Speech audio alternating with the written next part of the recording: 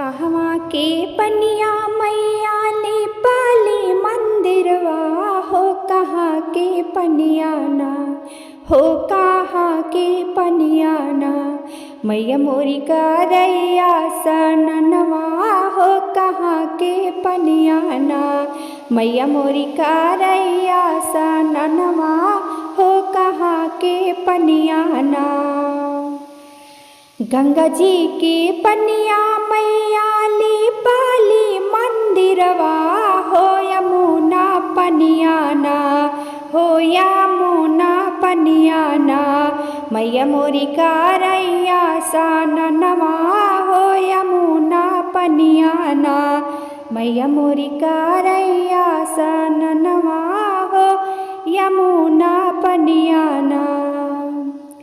केथुआ के तिलवा मैया सिर पे लगा मई हे केथुआ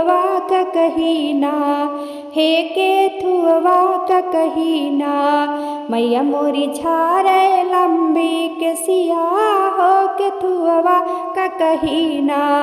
मैया मोरी झारे लंबी के सिया हो केथुआ का कहीना। नरियल के तिलवा मैया सिर पे लगा मैं हो सोने की का कहीना हो सोने की का कहीना मैया मोरी झारे लंबी के सिया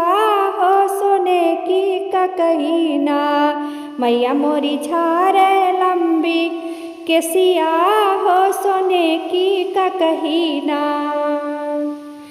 कहवा के सिंदूर मैया मांगिया सजावे हो कहाँ के टिकुलीना हो कहाँ के टिकुलीना मैया मोरी माथावा सजावे हो कहाँ के टिकुलीना मैया मोरी माथावा सजावे हो कहाँ के टिकुलीना। विंध्याचल के सिंदूर मैया मांगिया सजामई हो मैहर के टिकुलीना हो मैहर के टिकुलीना मैया मोरी माथवा सजामई हो मैहर के टिकुलीना मैया मोरी माथवा सजामई हो मैहर के टिकुलीना। कवन फुलवा माई के भावे लाया सनवा हो कवने फुलवाना हो कवने फुलवाना मैया मोरी धारै सिरा हनवा